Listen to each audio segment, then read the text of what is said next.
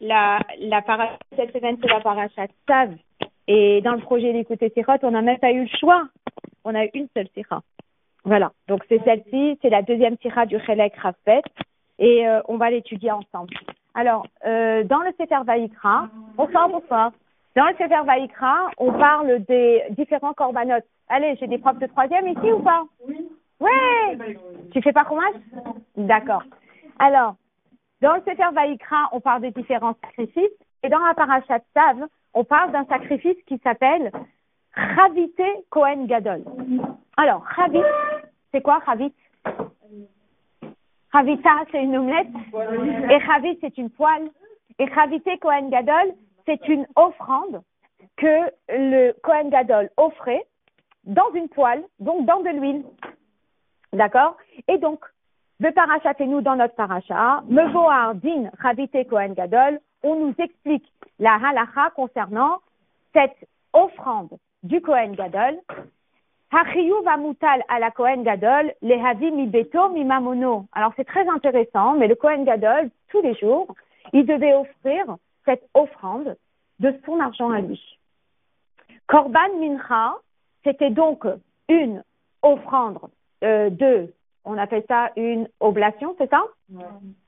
Bechol yom tamid, chaque jour, machatzita baboker ou machatzita ba'erev. Une moitié de l'offrande était offerte le matin avec le sacrifice tamid et une moitié de l'offrande était offerte le soir avec le sacrifice tamid. Et là, il y a une question. Qu'est-ce qui se passe si le Kohen quitte ce monde et il n'a pas encore été remplacé? Et il y a cette offrande qui doit être offerte. Est-ce que ça va être la communauté qui va payer cette offrande, le temps qu'on trouve un remplaçant? Ou est-ce que c'est les enfants qui vont offrir cette offrande? C'est une question. Bonsoir. Alors, Matinu Machloket Tanaïm, il y a une Machloket des Tanaïm, Im Met Kohen Gadol Velo Minou Acher Tartav. Si le Kohen Gadol quitte ce monde et il n'a pas nommé encore un deuxième Kohen Gadol à sa place. Michel Mi Haïta Minchat Kohen Gadol Kreva. De qui viendrait cette offrande? Rabbi Shimon Omer, Rabbi Shimon dit, Shemevi Nota Mimamon Atsibour Michel Sibour. Que c'est de l'argent de la communauté qui payera ce sacrifice. Ça voudra dire dans notre tête que c'est un sacrifice qui est quoi? Communautaire. Rabbi Yehuda Omer, Rabbi Yehuda dit non.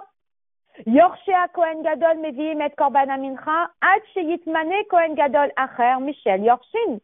Ce sont les héritiers du Kohen Gadol qui vont emmener ce mincha jusqu'à ce qu'un nouveau Kohen Gadol de ses héritiers sera nommé. Ça marche? Alors la Gemara pose la question et dit d'où est-ce que Rabbi Yehuda il apprend son avis et d'où est-ce que Rabbi Shimon il apprend son avis? D'où il tient ça? Rabbi Yehuda Doresh et Akatouf.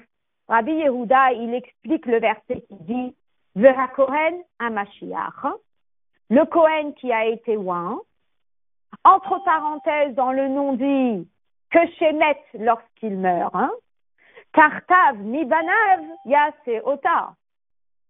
À sa place, ça sera un de ses fils qui fera l'offrande. Et basé sur ce verset traduit de cette façon-là, Rabbi Yehuda se base pour dire que c'est un héritier qui offrira ce sacrifice. De Hachi Mashma, que voilà comment on va le comprendre, HaKohen HaMashiach que Shemet, que lorsque le Kohen qui a été oint quitte ce monde, Tartav Echad Mibanav, Yase Ota, ça sera à sa place un de ses fils qui fera l'offrande. C'est clair, c'est un héritier. Plus tard dans le verset, eh bien, il y a un verset qui parle de Chok Olam. Rabbi Shimon, lui, par contre, il dit non, ce n'est pas un sacrifice individuel, c'est un sacrifice communautaire, et il dit Chok Olam. Il est écrit dans le verset Chok Olam, c'est une loi éternelle, et il traduit Olam par quoi? Par le monde, dans l'esprit de Sibour. Ça veut dire Michel Olam. C'est de l'argent du monde, donc l'argent communautaire qui va sponsoriser ce sacrifice le temps qu'on trouve un remplaçant. Milashana Mishnah, que lorsqu'on regarde le texte de la Mishnah, Mishelmi Haytak Reva, qui va maintenant financer ce sacrifice, et la même chose lorsqu'on est attentif à la formule de la phrase de Rabbi Yehuda et à la formule de la phrase de Rabbi Shimon, mashma, on comprend, chez Chiyuv ha'akrava mide oraita, que chez l'ominu acher tartav, et no Chiyuv bifne atzmo. Que lorsqu'on est en train de parler de ce sacrifice qui va être offert, c'est pas un sacrifice à part entière, Chiyuv nifrad, une obligation indépendante, Nehakravat achavitin al-yede Kohen Gadol atzmo, indépendant du sacrifice que le Kohen Gadol a porté, Haïnu shehatorah chitcha chiyuv hakravat chavitin nosaf, que la Torah, elle a mis une obligation supplémentaire parce que maintenant le Kohen Gadol est décédé. Et là, c'est vous hemshech ve'otosug de chiyuv hakrava shel Kohen Gadol atzmo, mais c'est une continuité, c'est la même obligation que le Kohen Gadol avait, mais maintenant que le Kohen Gadol est décédé, alors qu'est-ce qui se passe? Il faut que quelqu'un prenne le relais. Donc j'explique.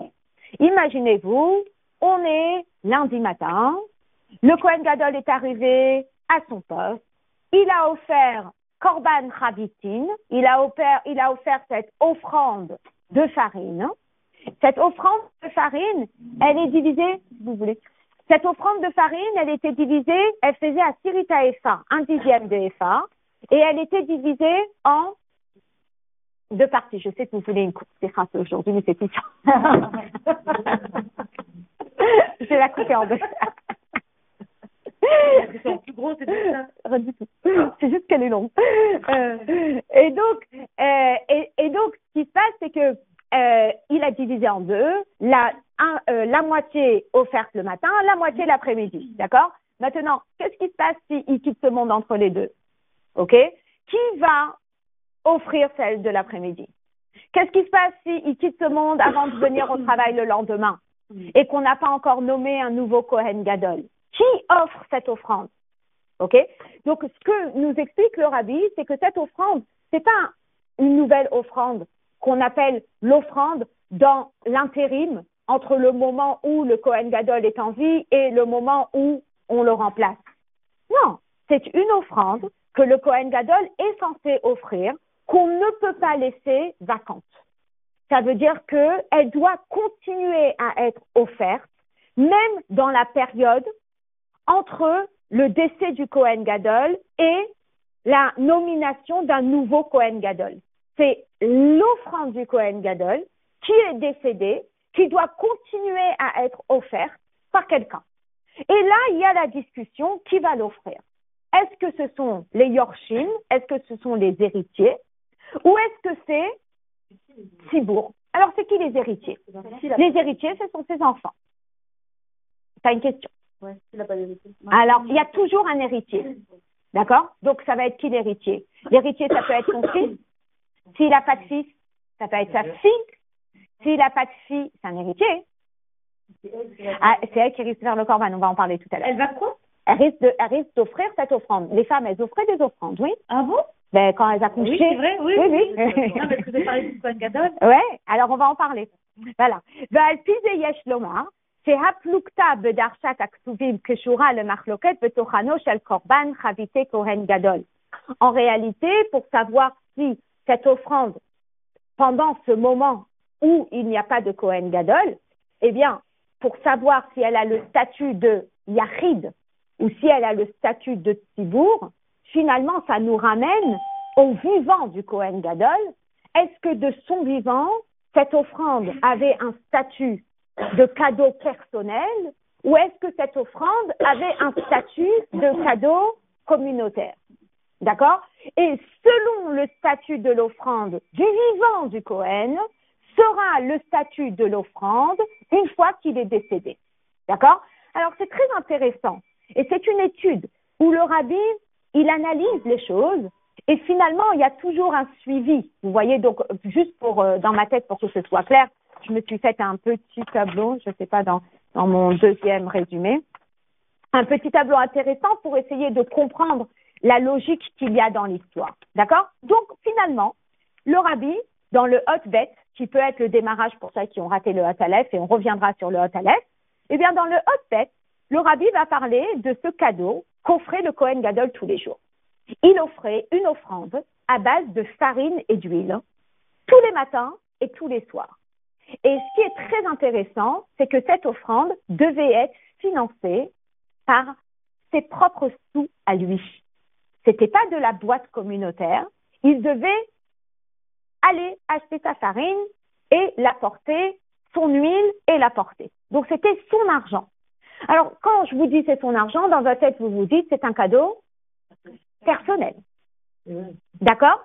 Mais, exact, c'est son offrande à lui. Mais d'un autre côté, on a quand même deux avis. Alors on veut essayer de comprendre c'est quoi. Alors regardez. Begeder Chavite Kohen Gadol, Afalpi Shehem Bayim Imamono, Zenikraim Korban Shelo, Chavite Kohen Gadol. Lorsqu'on parle de cette offrande du Kohen Gadol, qui vient de son argent, c'est son sacrifice. C'est le sacrifice du Kohen Gadol. Yesh Lachkor, on peut faire une recherche. Im hen begeder korban yachid mamash, o shehem ke'en korban tzibur. Est-ce que ça a le statut d'un sacrifice personnel, individuel, ou est-ce que ça a le statut d'un sacrifice communautaire? Alors, le rabbi, qu'est-ce qu'il va faire? Eh bien, il va nous ramener la raison de ce sacrifice. Pourquoi il offre? Et selon la raison de son sacrifice, on va comprendre si c'est individuel ou si c'est communautaire. Je lis, pour commencer, Sefer HaChinour. Sefer HaChinour, c'est un livre qui explique chaque mitzvah. D'accord? Alors, qu'est-ce qu'il dit, Sefer HaChinour? Sefer HaChinour explique, Misharché HaMitzvah, si je recherche, si je vais regarder dans la source de la mitzvah, pourquoi est-ce que le Kohen Gadol offrait cette offrande? Le fils à Kohen Gadol ou à Shaliach ben Israël Aviyem Sheva Shamayim. Le Kohen Gadol, c'est l'intermédiaire entre Dieu et le peuple juif. Kelomar, si vous annoncez Tfila Elav Ba'adam, parce que c'est lui qui prie pour le peuple juif, va lieu des Tefilotav, ou Maaseh Korbenotav, Mitkaprimhem, et par ces Tfilot, et par ces Korbanot, eh bien, il obtient le pardon pour le peuple juif. Velachen, Raoui le ish kazé, liotlo korban meyuchad tamid, et donc, un homme qui intervient pour le peuple juif en permanence, logique veut qu'il ait un sacrifice qui lui est propre, que motmide hatzibur, comme les sacrifices animaux communautaires, ou le ma'anzot yo'il lo velahem, pour que ce sacrifice apporte la kapara à lui et à tout le peuple. Quand vous lisez une explication comme ça, c'est un sacrifice communautaire ou personnel? Ah, ça a l'air d'être très communautaire. Le Fihes Verze Nimsa, selon cette explication, on conclut chez Minchat Achavitim Tamid Shel Kohen Gadol, Ibishvil Kaparat Hatzibur, que si il offre cette offrande, c'est pour obtenir l'expiation pour le peuple juif. Al derer Tmidei Hatzibur, à l'image du Korban Tamid du matin et à l'image du Korban Tamid du soir.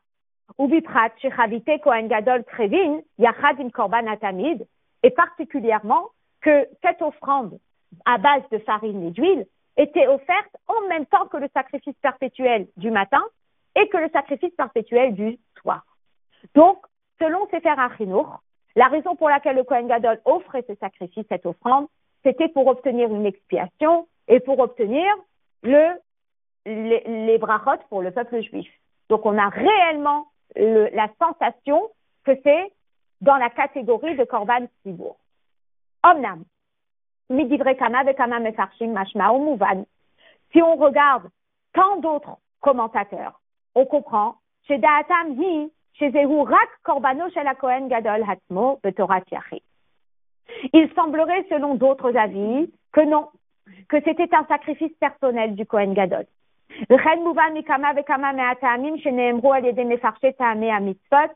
on peut le comprendre lorsqu'on regarde les explications que vont donner ces commentateurs.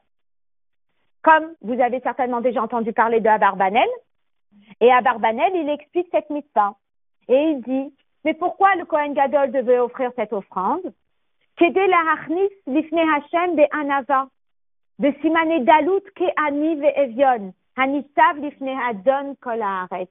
On va se rappeler de ça. Le Kohen Gadol, tous les jours, il arrivait et il faisait une offrande qui était l'offrande du pauvre. Il emmenait de la farine, dans de l'huile, pour marquer la modestie, pour marquer « je ne suis rien aux yeux de toi, Hachem », pour signe d'humilité. C'est incroyable, parce que c'est quand même le Kohen Gadol. Et malgré ça, il arrivait avec anava, avec humilité, avec modestie. Que suis-je face à toi, Hachem? Une deuxième explication qu'on donne.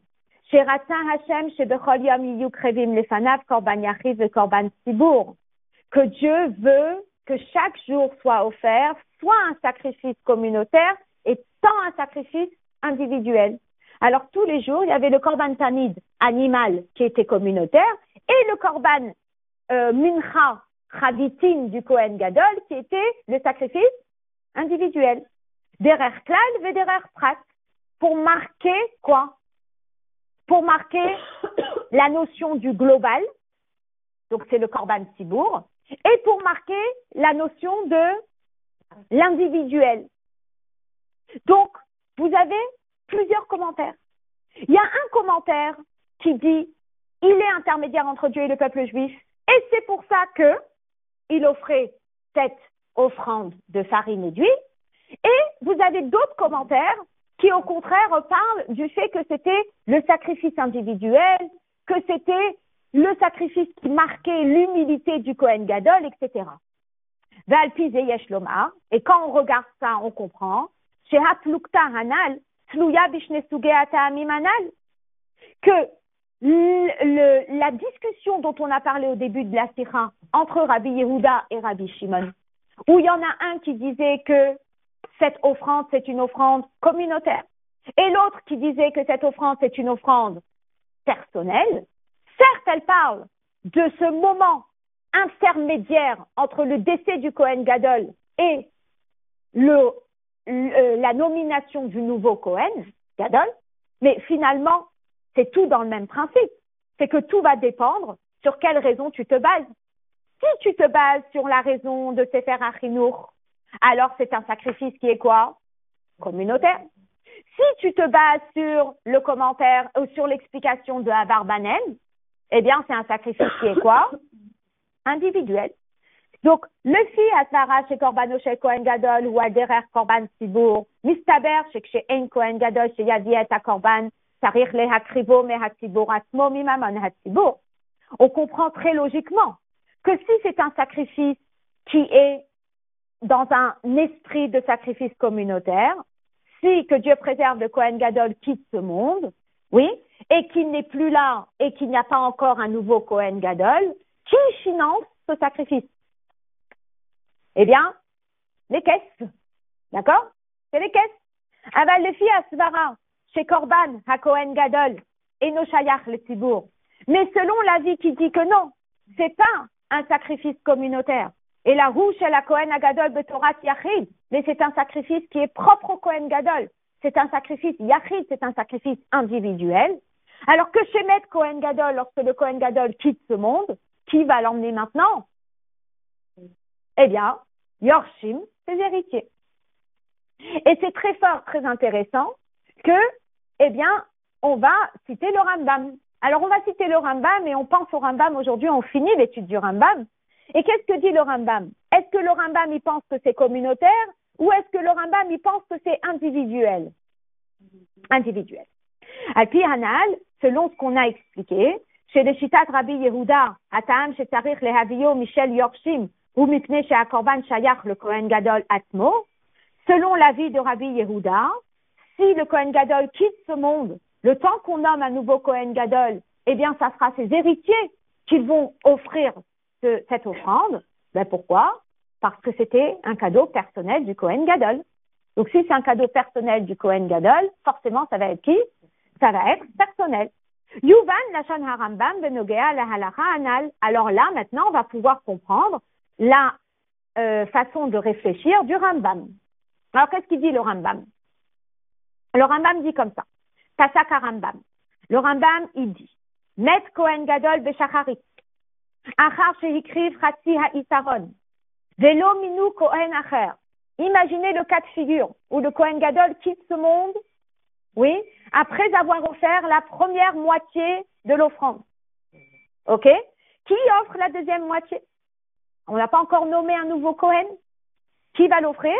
Le Rambam dit, Mevi'im hayorshim isaron shalem avur kaparato. Ce sont les yorshim, les héritiers, qui vont offrir cette deuxième isaron, qui va faire que c'est un isaron complet.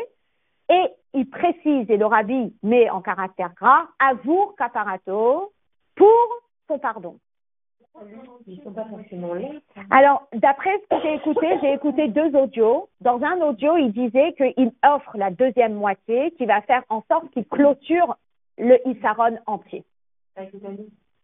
En même temps que le Tamid, exact. Alors, les Chora et nos Mouvan, on ne comprend pas. Mahu tochen otafazo, shehayorshim eviim et akorban avur kaparato.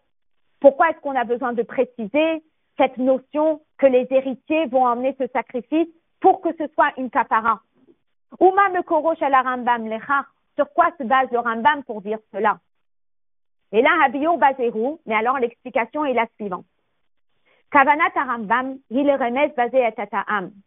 En réalité, le Rambam, il est en train de faire allusion à la raison pour laquelle le Kohen Gadol offre cette offrande. Mitmema hadinhu shemeviin ayorshin. La raison pour laquelle, eh bien, c'est maintenant les héritiers qui vont prendre le relais. Ve'inyan nosaf basé. Et plus encore, de l'Echora, a priori, mikar sherabi Yehuda shina milachan hakatuv mi banav yaase ota ve'amar yorshin mouvan she'en kavanato dafka lebanim srarim. Je ne sais pas si vous voyez, mais dans le verset, il n'y a pas écrit yorshin. Dans le verset, si vous regardez dans la première page de la Sikha, il y a écrit quoi? Dans le verset, c'est le dernier paragraphe de la première colonne, il y a écrit « Ha-Kohen ha-Mashiach ». Si le Kohen ouin, entre guillemets, entre parenthèses, met, il décède, « Kartav mi banav yaase ota ». Ça sera un de ses fils qui offrira l'offrande. Oui? Et Rabbi Yehuda, eh bien, il s'inspire de ce verset, mais il ne reprend pas les mots banav, ses enfants. Alors que ça aurait été plus logique que ce soit banav. Parce que ces enfants, soit ils sont potentiellement Kohen Gadol, soit ils ont déjà offert ce type d'offrande lorsqu'ils ont été intronisés Kohen, où ils avaient la mitzvah d'offrir cette offrande. Donc, C'est pas que Kohen Gadol? alors, c'est très intéressant, mais pour compléter un petit peu notre connaissance sur cette offrande, elle était offerte à 2 reprises. Quand le Kohen devenait Kohen, donc le jour où il était intronisé Kohen, il offrait cette offrande. Lorsque le Kohen Gadol devenait Kohen Gadol, il offrait cette offrande. Et il continuait à l'offrir matin, soir, matin, soir, matin, soir, tous les jours. Voilà. Maintenant, on est dans le cas de figure où Monsieur Kohen Gadol quitte ce monde. On n'a pas encore remplacé le Kohen Gadol. Qui va offrir cette offrande qui est censée être offerte tous les jours, matin, soir, sans s'arrêter? Alors, logiquement, c'est ses fils. Le verset dit Banav, ses fils. Mais Rabbi Yehuda, il dit pas Banav. Il dit quoi? Il dit Yorshin, ses héritiers. Et si on saute la parenthèse juste pour que ce soit clair, il dit Afilu imlo hayu le Kohen Gadol banim zecharim, que même dans le cas de figure où le Kohen Gadol n'avait pas de fils, de Yorshav hen banot, et que ses héritiers étaient des filles, alehen lehavi et minchat achavitin, c'est elle qui a porté cette offrande. C'est incroyable. Voilà. Et donc, Tarich Youn, on a une question. Minayin le Rabbi Yehuda chidush ze. d'où Rabbi Yehuda, il sait ça? D'où il apprend ça?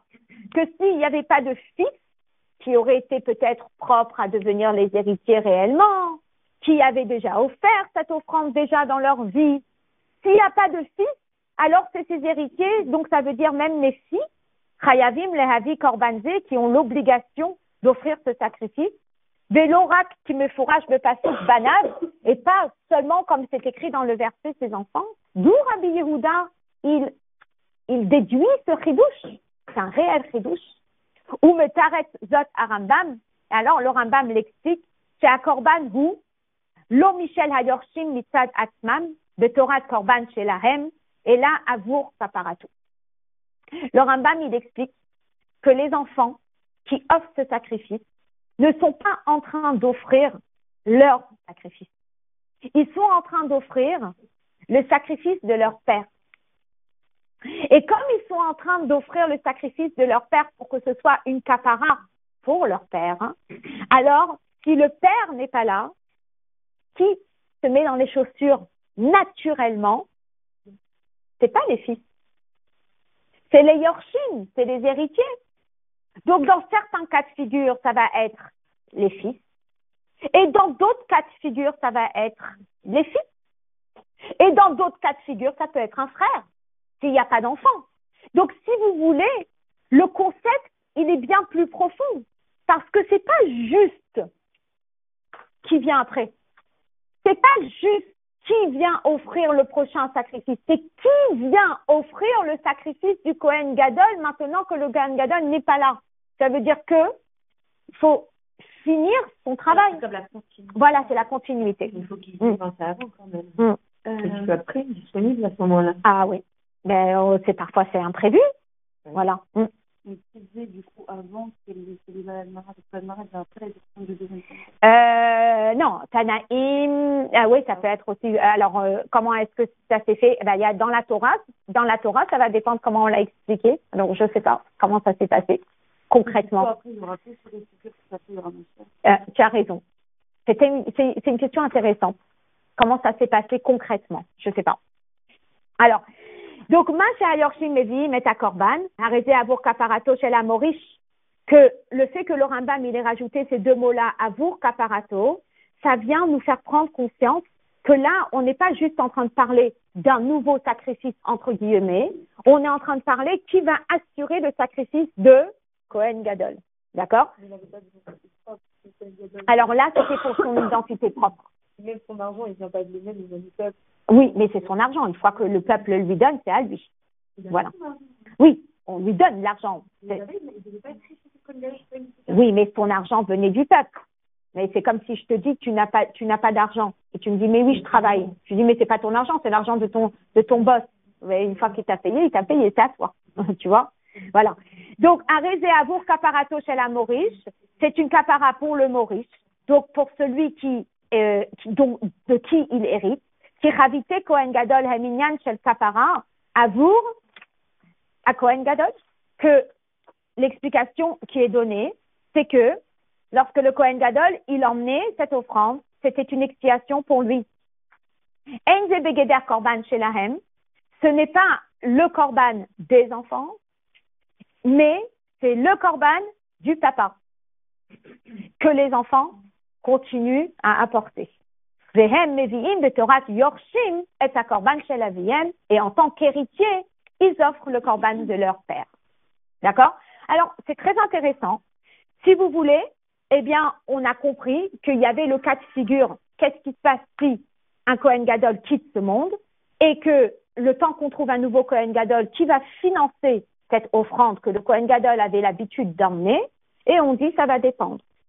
Si on suit l'avis qui dit que c'est un korban yachid, alors à ce moment-là, c'est ses enfants, les yorshim, les héritiers, qui vont continuer à l'offrir, le temps qu'on nomme un nouveau Kohen Gadol.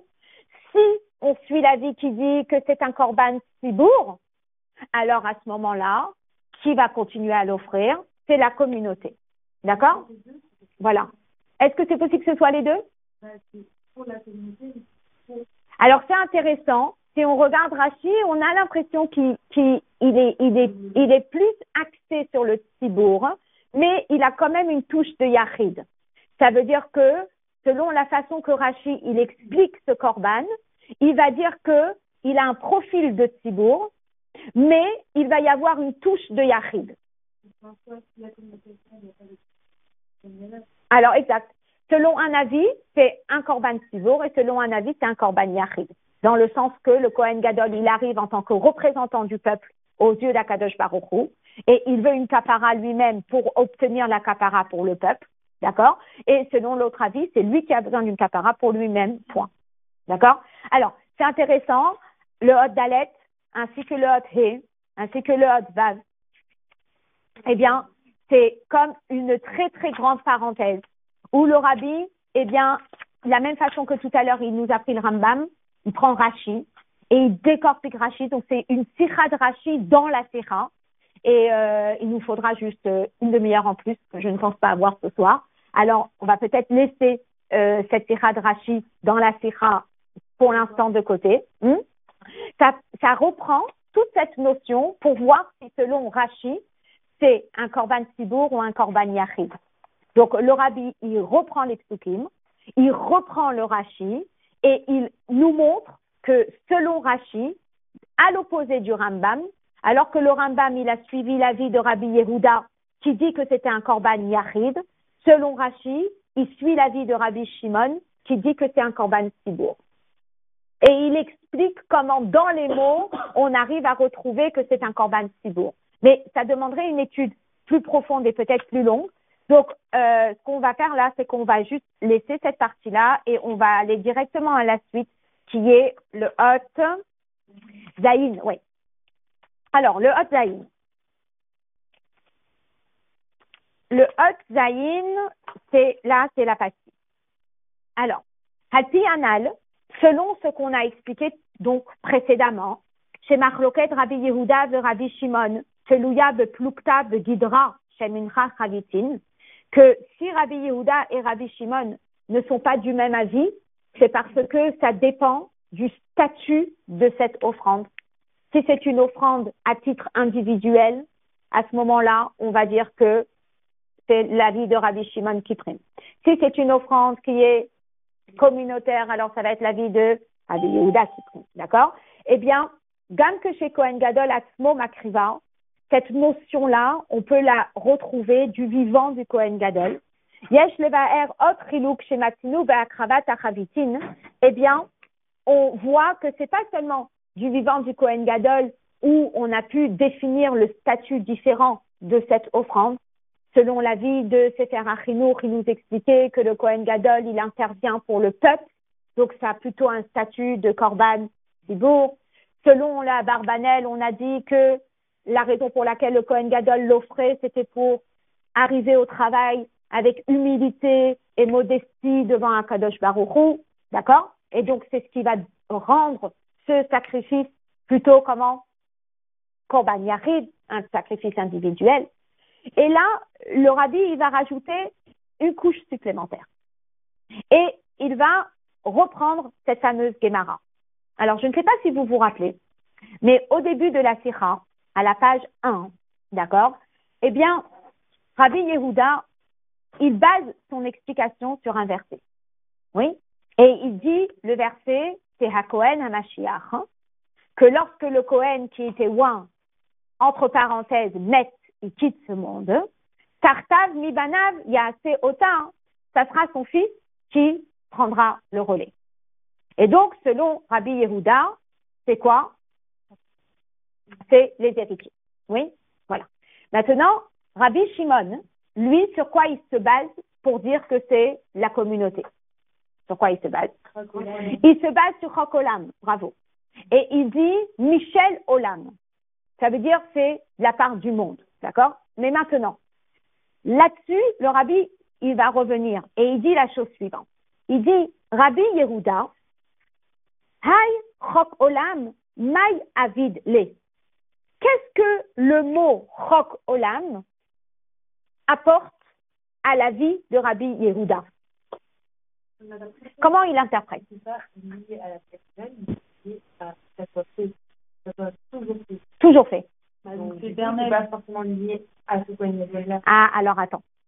Alors, Rabbi Yehuda, qui, lui, dit que c'est un korban yachid, que c'est un korban individuel, comment explique-t-il les termes chok olam?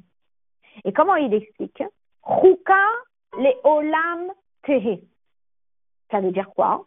Ça veut dire que c'est une loi pour toutes les générations, pas juste pour la génération de Aaron.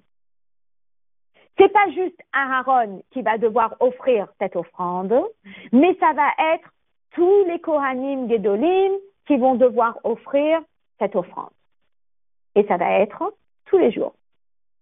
Alors, Ubiaru à Tosfot, et les Tosfot expliquent, Dehava Amina, que si Rabbi Yehuda n'avait pas appris cela, Aaron Makrif Chavitin Bechol Yom, on aurait eu un Aaron qui offre cette offrande tous les jours, Uvanav, et ses enfants l'auraient offerte quand? Le jour de leur intronisation, Besha'a Shenaasu Kohanim Gedolim, le jour où ils deviennent Kohen Gadol, Afalpi Shekvar Nitranchu Bekerunat Hediot, bien qu'ils avaient déjà été intronisés en tant que Kohen normal. Ve'alken, Yesh Tzorer Belimud, et c'est pour cela qu'on a besoin de l'explication de Rabbi Yehuda, qui dit non, non, non. Chuka le olam tehe, ça sera éternel. Chez Bechol Yom Yakrivena, que chaque jour ils l'offriront. Vehesiku atosfat sham, ve Rabbi Shimon let le haïsvara. Rabbi Shimon, il n'a pas besoin d'apprendre cet enseignement. Alors, un peu compliqué. Donc, je vais l'expliquer. Ici, on est en train de nous parler de cette fameuse offrande perpétuelle qui est un petit peu atypique. D'accord? Alors, qu'est-ce qu'il dit Rabbi Yehuda? Rabbi Yehuda dit que c'est une offrande et si le Kohen Gadol il quitte ce monde, eh bien, dans la période intermédiaire, c'est les Yorshim qui vont offrir cette offrande. Et comme ce verset, il parle de Aaron à Cohen, n'est-ce pas, puisqu'on est dans la Parashat Tzav, eh bien, on aurait pu penser, dit le rabbi selon la Gemara, on aurait pu penser que c'est une loi qui ne s'applique que à Aaron. Que Aaron, tous les jours, il doit offrir cette offrande matin, soir, matin, soir, matin, soir. D'accord? Et qu'est-ce qui va se passer le jour où ces enfants, ils vont devenir Kohanim Gedolim? Donc, quand lui va quitter ce monde, et Elazar, son fils, il a pris la Keruna Gedola, est-ce qu'il continue à offrir cette offrande? Alors, si on n'avait pas l'explication de Rabbi Yehuda, la logique aurait été que non. Uniquement le jour de l'intronisation, où il devient Kohen Gadol, il offrira cette offrande et mafsik, stop. Ah, parce qu'il est écrit Chok Olam, alors Rabbi Yehuda apprend de là que quoi? Que c'est tous les jours, chaque fois que le Kohen Gadol est de service, il offrira tous les matins, tous les soirs, tous les matins, tous les soirs. Alors, le Rabbi pose la question, ou la Gemara pose la question, Rabbi Shimon n'a pas eu besoin d'apprendre ça? Non, parce que Rabbi Shimon, il a appris autre chose de Chok Olam. Rabbi Shimon de Chok Olam, il a appris que c'était un korban tzibur. Il a appris que c'était un sacrifice communautaire. D'accord? Alors, c'est très intéressant que, finalement, le Rabbi, il explique que pour Rabbi Shimon, c'était une évidence. On n'avait pas besoin de l'apprendre. Il n'avait pas besoin d'une preuve pour savoir que c'était une offrande qui était perpétuelle tous les matins, tous les soirs, par chaque Kohen Gadol, jusqu'à Mashiach. Enfin, tant qu'il y a le Beth Amikdash.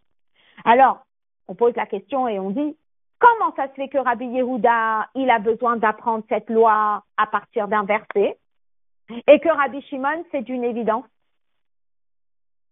Et il explique très simplement une notion très intéressante. Et après, je réexplique le tout. Il dit comme ça. Hareze mouvan al pi hanal. Alors, excusez-moi. Velichora a priori. Vemaispara ka maflaga. Im adavar mouvan neelav שמנחת חביתין באה בכל יום, או שיש צורך בלימוד מיוחד על כך. Si vous voulez, pourquoi c'est tellement important de savoir si c'est quelque chose qui est offert chaque jour à travers les générations? Est-ce qu'on a besoin de l'apprendre à partir d'un verset? Est-ce qu'on n'a pas besoin de l'apprendre à partir d'un verset? Pourquoi c'est tellement important tout ça? Alors le Rabbi il explique et il dit Arez Mouvan al-Pi Hanal ha'avodot atmidiyot sheba mikdash shayachot letzibur. Vous savez, lorsqu'on étudie la parashat Vayikra, et quand on étudie la parashat Tzav, et quand on étudie toutes ces parachiotes des sacrifices, vous savez très bien qu'il y a des sacrifices qui sont ce qu'on appelle ponctuels. Une personne est malade, elle s'est rétablie, elle offre un sacrifice. Est-ce qu'elle pense un instant qu'elle doit l'offrir tous les jours? Non, elle a guéri, elle offre. C'est tout, d'ailleurs. Elle a voyagé, elle offre. Elle a été libérée de prison, elle offre. Elle a accouché, elle offre. Donc, si vous voulez, on sait très bien que quand ce sont des sacrifices individuels, ponctuels, eh bien, c'est quoi? C'est ponctuel. Donc, pour nous, chaque fois qu'on a appris qu'il y a un sacrifice yachid individuel, égale quoi? Ponctuel. Selon Rabbi Yehuda,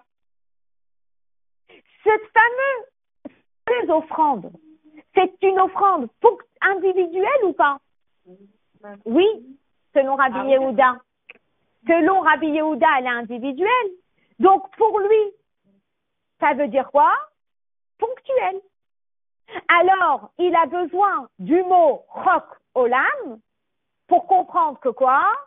Que toi qui aurais pensé que l'individuel c'est ponctuel, je te dis non. Tu dois l'offrir tous les matins, tous les soirs, toute ta vie. Ah, chidouche. Par contre, Rabbi Shimon, qu'est-ce qu'il a lui? Eh bien, lui, il a dit que c'est un korban sibour.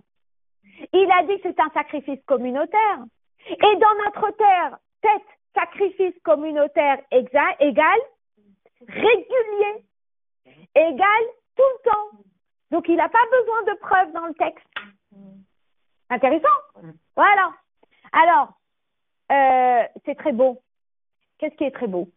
Ce qui est très beau, c'est le prochain paragraphe. Que le Rabbi il dit qu'une communauté ne s'éteint jamais.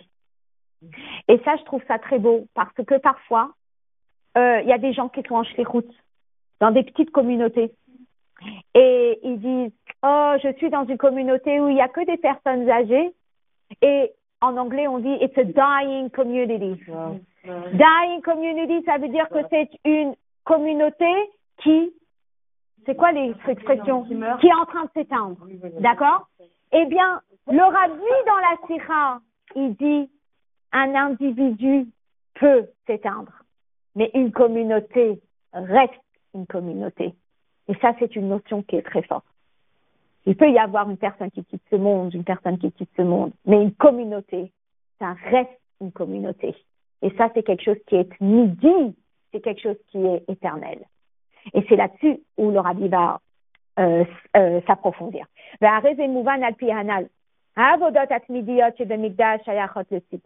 Effectivement, chaque fois que vous avez korban tamid, un korban perpétuel, tout de suite vous associez ça à c'est de la caisse communautaire ça. Et la communauté, si j'avais un stabilo, j'aurais stabiloté.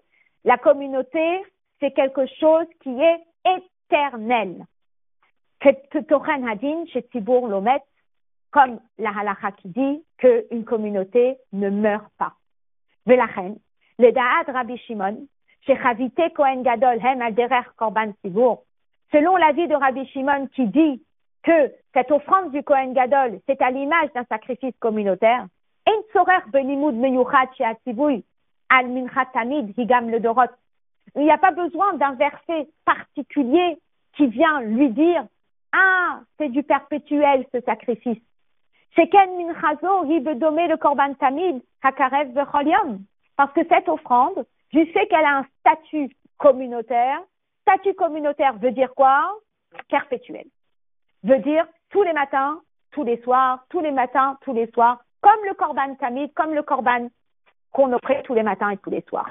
Aval edaat Rabbi Yehuda. Mais selon l'avis de Rabbi Yehuda, me'achar shezehu korban yachid, puisque lui, il dit que c'est un sacrifice qui a un statut de sacrifice individuel. Korbano chez la Kohen Gadol Atzmo, c'est le korban du Kohen Gadol.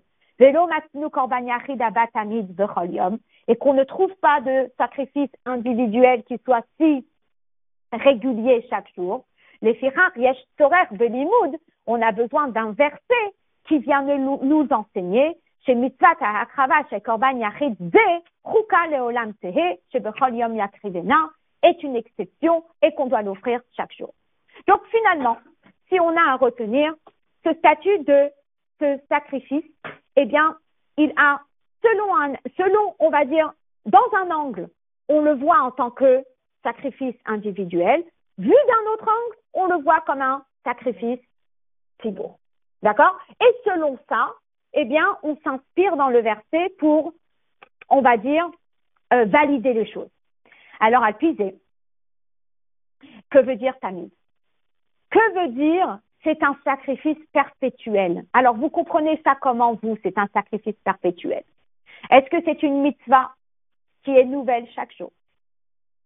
Ou est-ce que c'est une mitzvah qui a cette notion de prolonger? J'explique. Il y a des médicaments qu'on prend, une dose, et ça a ce qu'on appelle un effet sur la durée qui va durer, on va dire, 1 mois. Je te fais cette piqûre, tu as besoin de fer, à la place de prendre ton cachet de fer tous les matins, parce que tu me dis que tu le digères pas bien, parce que tu me dis que tu le supportes pas bien, alors tu prends une piqûre de fer, et cette piqûre de fer, elle va te durer 1 mois. D'accord? Ou bien, il y a celui qui va prendre le comprimé de fer tous les matins, sans oublier. Vous voyez? Bon. Là, on nous dit que c'est un sacrifice qui est perpétuel, tous les jours. Alors, la question va être... oui, non, mais on a expliqué que le temps du remplacement, c'était inspiré du statut du sacrifice du vivant. Voilà, exactement. Mais c'est le Kohen Gadol l'offrait tous les jours. Donc, quand on dit il offrait tous les jours, que veut dire c'était un sacrifice perpétuel? Est-ce que c'était je prends mon comprimé tous les matins ou est-ce que c'est une mitzvah qui se prolonge dans le temps? Alors, on va voir. C'est très intéressant. Donc, le Rabbi, il explique. Al-Pizé Yesh Lomar, on est hot, ret, la page 7. Depuis, à partir de là, on va pouvoir dire, chez Achilouk Benehem, Enora qui yesh sorer tan velimud meyuchad, et la Achilouk ugam beofen vegeder atmidiyut shel korban ze. Là, la nuance, c'est pas seulement si j'ai besoin d'une preuve dans le verset pour définir si c'est perpétuel ou pas, mais c'est aussi que veut dire perpétuel. Yesh Lomar. Chez Achiyuvim atmidiyim chez Alatzibur, enam beofen chez bechol yom chal chiyuv acher chadash. Lorsqu'on dit qu'il y a un sacrifice perpétuel qui doit être offert tous les jours, si vous voulez, il y a l'ordre qui a été donné à J1 et c'est quelque chose qui se renouvelle chaque jour sans avoir besoin d'un ordre particulier chaque jour. Ça veut dire que tu as démarré et puis maintenant ça va être comme ça tous les jours. Et là, Zehu Chiyuv Echad Temidi Shehu Nimshach. C'est ce qu'on appelle une prise qui se perpétue. Que Shem Shehatzibur Atzmo Humetziut Achat Nimshechet Utmidit, comme la communauté. C'est pas une communauté qui se renouvelle chaque jour. C'est la communauté, donc je sais pas, j'habite le 5e, on l'appelle la communauté Vauclin, et puis la communauté Vauclin, elle a été créée, je ne sais pas en quelle année, on va dire en 1900, et puis c'est une communauté. Dans quelle communauté tu es? Je suis dans celle-là. Quand est-ce qu'elle a été créée? En 1900. Et c'est la communauté qui se perpétue et qui ne s'arrêtera jamais. D'accord? Voilà. Et ça sera le même raisonnement pour cette offrande du Kohen Gadol. Le Fiasvara Shehen Alderer Korban Sibour, si je suis l'avis qui dit que c'est un sacrifice communautaire, la communauté a été créée en 2448 et elle est éternelle. Chiyuv akravatam beofen sheminchat tamid. Alors, si on dit que ce sacrifice est un sacrifice communautaire, ça veut dire qu'il y a eu une fois le chiyuv, et ce chiyuv, il se perpétue, il se prolonge. Achel à la Kohen Gadol, beyom shenimshach v'nitranech la avoda, al derech chiyuv korban tamid she'ala tzibur. Ça a commencé le jour où le Kohen Gadol a été intronisé dans son avoda, et puis ça se perpétue chaque jour. D'accord? Aval. Les filles asbara shehem korban yachid. Mais si on suit l'avis que c'est pas un korban tibour, mais c'est un korban yachid, c'est un korban individuel.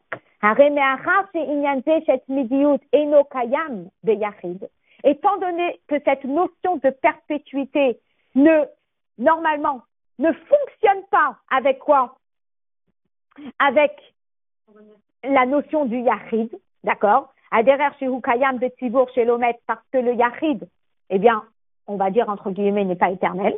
Tarich lomar chez chiyuv ha'akrava de minchat tamid, que cette obligation d'offrir ce sacrifice de façon perpétuelle, c'est quoi? C'est de chol yom vayom, que chaque jour, chal à la Kohen Gadol chiyuv chadash lifnei atzmo la'akriv chavitim. Il reçoit l'ordre à nouveau chaque matin. Alors, c'est dommage que j'ai pas d'exemple, mais je pourrais éventuellement réfléchir à un exemple. Mais c'est très fort comme notion. C'est soit la personne, elle a une nouvelle dynamique, je sais pas, je commence une année de séminaire, donc il y a la dynamique du début, et puis après, elle perdure sur l'année. Soit, chaque matin quand je me réveille, je sens que c'est mon premier jour. Exact. Et là, le Rabbi va parler de ça. Il a dit, appuiser Tuvan Gam Darshat à Torah de Kohanim al Pasuk. Et là, on va pouvoir comprendre une explication de Torah de Kohanim sur le verset Ve Korban Aaron. Ça, c'est le sacrifice de Aaron. Ve Yom Imashachoto, le jour où il a été oint. Minchat Tamid. C'est une offrande perpétuelle. Alors, vous allez me dire, ça cloche. Est-ce que c'est le jour où il a été oint ou est-ce que c'est perpétuel? D'accord? Je disais le shono. Viyam shenimshach, depuis le jour où il a été oint, Mevi asirita efa, il va emmener un dixième de efa, adolam éternellement. O eno omer beyom imashach oto, et là beyom shenimshach, Mevi asirita efa, ou mafsik. Ou bien on aurait pu expliquer ce verset en disant que quoi? Que le jour où il a été oint, il emmène un dixième de efa, et après quoi? Et après il s'arrête. Talmud Lomar, mais il y a le verset qui continue et qui dit, Mincha Tamid, que c'est perpétuel. Hamani Mekayem de Yamimashach Oto, de Yamimashach Mevi Asirita Efa, Adolam. Alors, qu'est-ce que je comprends avec la notion de Beyom Himashach Oto? Et il répond, Beyom Himashach, le jour où il a été oint, Mevi Asirita Efa, il emmène Asirita Efa, un dixième de Efa, Adolam, éternellement. Et quelque part, c'est pas très clair. Parce que, dans les termes, on aurait dû employer un autre mot. On aurait dû dire, depuis le jour où il a été oint, il offrira cette offrande éternellement. Mais on dit, le jour où il a été oint, il emmènera un dixième de efa, et après on dit, c'est une offrande éternelle. Donc c'est le jour où c'est une offrande éternelle. Les Chora et Nomova, on ne comprend pas. Ma'u atirut de Torah de Kohanim, asher beyom himashach oto. Comment est-ce que la Torah de Kohanim explique lorsqu'il dit le jour où il a été oint? Mashmienu, que le sens c'est chez Beyom Himashach Mevi ad Olam, que le jour où il a été oint, il emmène et il va emmener éternellement. Are as ilu neemar minchat tamid vetulo, hayinu yodim she'alav lehavi korban ze leolam miyom shenaase kohen gadol. Ça aurait été largement suffisant de dire dans le verset, Mincha Tamid, c'est une offrande éternelle. On n'a même pas besoin de nous dire que c'était le jour où il a été oint. Ça y est, il dit que c'est une offrande éternelle. Je comprends que c'est une offrande éternelle. Pourquoi on a besoin de dire le jour où il a été oint? Al-Kli Hanal Yesh Lomar. Et alors, selon ce qu'on a appris, on comprend. Chez Chidush à Torah de Kohanim, c'est quoi le Chidush de Torah de Kohanim? Chez Kol Yom, que chaque jour, Ad Olam, jusqu'à éternellement, Nikra Yom Himashach. Il est appelé comment? Yom Himashach, le jour où il a été loin. Kelomar, Yom Himashach Oto, Atzmo Nimshach. Que ce jour d'onction, eh bien, il se perpétue. Et ça, c'est quelque chose de tellement fort. C'est pas le sacrifice qui est perpétuel. C'est dans quel ressenti il est, dans quel mode il est. Ah, je suis dans cette école depuis toute petite. T'en as ras-le-bol. Ou bien, chaque jour que je rentre à l'école, je sens que c'est mon premier jour. Vous imaginez? Non. Alors, dans l'enseignement, ça a tout intérêt à être comme ça. Ah oui. C'est que chaque jour qu'on rentre en classe, on a l'impression que c'est un premier jour. Parce que c'est la première fois qu'on va enseigner cette chose-là à cet élève-là. Donc, la façon qu'on va l'enseigner, ça sera avec une nouvelle dynamique. Parce que cet élève-là devant moi n'a jamais entendu ça. Donc, pour moi, peut-être que c'est fait la 30e année que je vais l'enseigner. Mais l'enfant qui l'écoute, c'est sa première fois. Donc, moi, lorsque je vais lui expliquer, ça sera Fachadashim, ça sera comme une première fois. Et c'est ça que Torah de Kohanim explique, que c'est le Yom Himashach, c'est le jour où il a été oint. Ça veut dire que chaque jour où il offre cette offrande perpétuelle, c'est comme le premier jour où il a été oint. Vezim aussi fasbara begeder minchat amido, shetochen atmidiyut hu, shebechol yom chalala vachiyuv lehavi korban minchazo, keilu hayaze yom himashach oto. Que chaque jour où il offre cette offrande, il sent que c'est son premier jour. Yesh lomar, sheyesh bekach gam nafkamina le halacha, que finalement, ça touche aussi même côté halacha. Le fi esperze begeder minchat tamid nimsa, que si on explique de cette façon-là, cette offrande perpétuelle, chez Chavite Kohen Gadol, Hakrevim Chol Yom, Hem Begeder Minchat Chinuch, que cette offrande qu'offre le Kohen Gadol chaque jour, c'est comme si c'était son jour J numéro 1. Mais là, Makom Lomar, alors on doit dire, c'est que Shem Sheasur le Kohen Gadol et Chatrila Leasot Shum Avoda Kodem Sheyavi et Minchat Chinucho. De la même façon que le Kohen Gadol, le premier jour de son intronisation, il n'avait rien le droit de faire avant d'avoir offert cette offrande. Si chaque jour de son service est considéré comme si c'est son jour d'intronisation, ça voudrait dire halachiquement qu'il n'a rien le droit de faire avant d'offrir cette offrande. Ken hugam bechol yom vayom sheasur lo asot panim lechatchila leasot shum avoda kodem sheyakriv et minchat hachavitin. Alors évidemment, il y a des très belles leçons qu'on peut tirer de tout ça. Habi uranal vegeder minchat tamid. Lorsque on donne cette explication en rapport avec cette offrande perpétuelle, telle qu'on l'a expliquée, si c'est analysé en tant que sacrifice individuel, chez Yom Himashach Oto Ruinyan Nimshach, que ce jour où il a été oint, c'est un ressenti qui va se ressentir chaque jour. De Chol Yom Vayom Chal Chiyuv Chadash El Avaat Korban Chinuch. Chaque jour, il ressent comme si c'est son premier jour. Vous voyez, vous avez reçu un nouvel appareil à la maison et vous dites à votre père, c'est moi qui fais le premier gâteau. C'est moi qui vais utiliser la première fois le fer à repasser. Il y a une certaine dynamique, parce que c'est la première fois, et bien cette dynamique, on doit la ressentir chaque fois.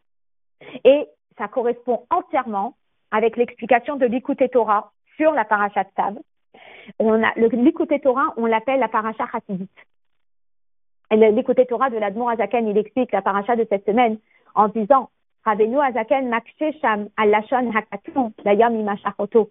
L'Admor Azaken, eh bien, il s'arrête sur les mots bayom imashachoto, le jour où il a été oint. De l'Echora hayalolomar miyom imashachoto. A priori, on aurait dû mettre dans le verset miyom imashachoto. Mais achar sheneemar acharkach minchat tamid, puisque après il est écrit minchat tamid. Donc l'Admor Azaken, il pose exactement la même question. Au Mevaer, et il explique chez Zéhou que dès chez Aliédézé, il y est bechol yom vayom, adolam, gilouy, bechinat ou madrigat yom imashachoto. L'Admor Azaken, il rajoute une touche incroyable. Et il dit que c'est pas seulement que la dynamique du Kohen Gadol, elle doit être spéciale chaque jour, comme si il a été oint, mais que le dévoilement qui a eu le jour de l'inauguration du Mishkan, eh bien, se renouvelle chaque jour du service du Kohen Gadol. Au Messayem, chez Zéhou chez Nehemar, Bekorban Aaron, de Korban Aaron Minchat Tamid De'ainu Ad Olam, Ve'af al piken ou Bechinat Beyom Nimashach Oto. Alors, et il termine en disant que le fait qu'il est écrit dans le Korban de Aaron Minchat Tamid, De'ainu, c'est-à-dire Ad Olam, éternellement, Ve'af al piken ou Bechinat Beyom Nimashach Oto. Ça veut dire que d'un côté, il y a la notion d'éternité, ça veut dire que ça se prolonge, mais d'un autre côté, il y a le dévoilement de quoi? De Beyom Yimashach Oto.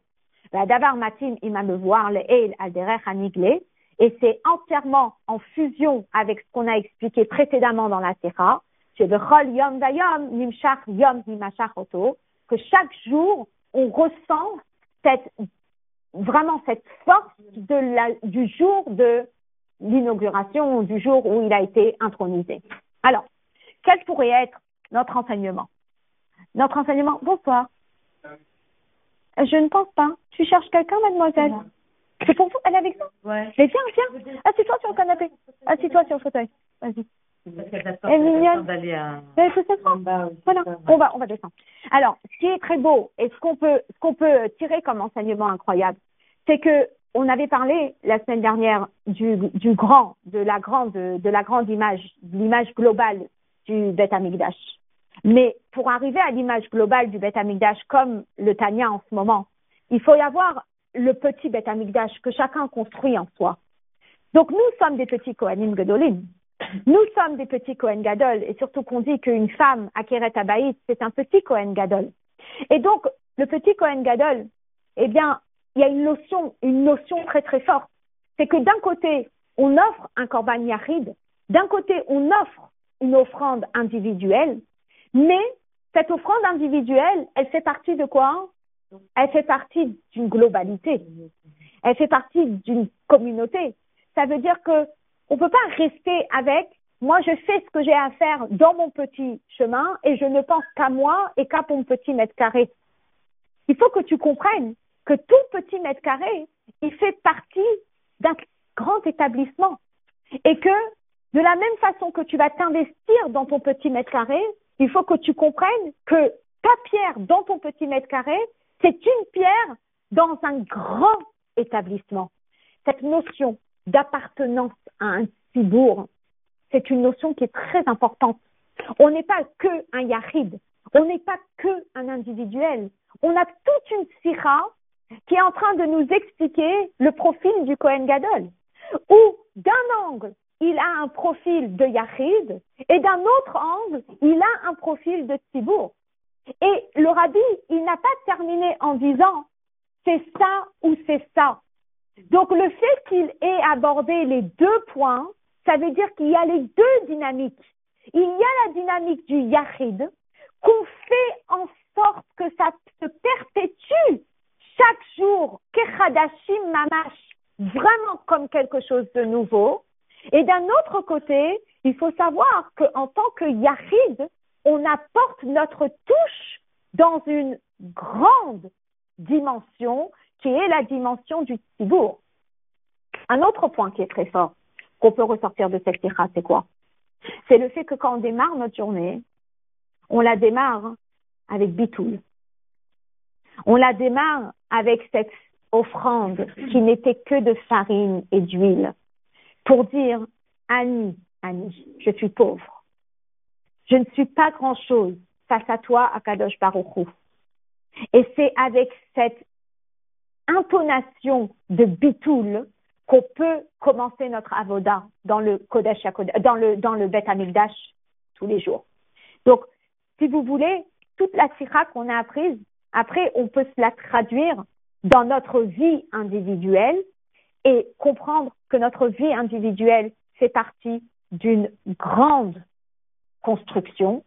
Et aussi, pour terminer, que toujours se rappeler que c'est chaque jour Kachadashim. Chaque jour, c'est comme neuf. Et quand on commence quelque chose, j'ai pris une achlata, je suis tellement contente d'avoir pris cette achlata. Et après, tu l'as tenue? Oh, j'ai pas tenu, ça fait longtemps. Mais si chaque jour, on se dit que c'est Yachid et on se dit que c'est Kachadashim, que c'est nouveau, c'est que Beyom Yimashach Oto, à ce moment-là, on mérite quoi? On mérite le dévoilement de Dieu chaque jour, comme le dévoilement du premier jour. Donc, il y a quand même beaucoup de choses qu'on peut tirer de cette sira, sans que ce soit écrit que c'est une hora'a. Mais finalement, si on traduit le petit Beth Amikdash qu'on est en train de construire personnellement chacun, calqué sur ce grand Beth Amikdash que le rabbi nous a décrit dans la sira, eh bien, il y a beaucoup de points qui sont là pour nous encourager à aller de Mechayel El Chayil. Voilà.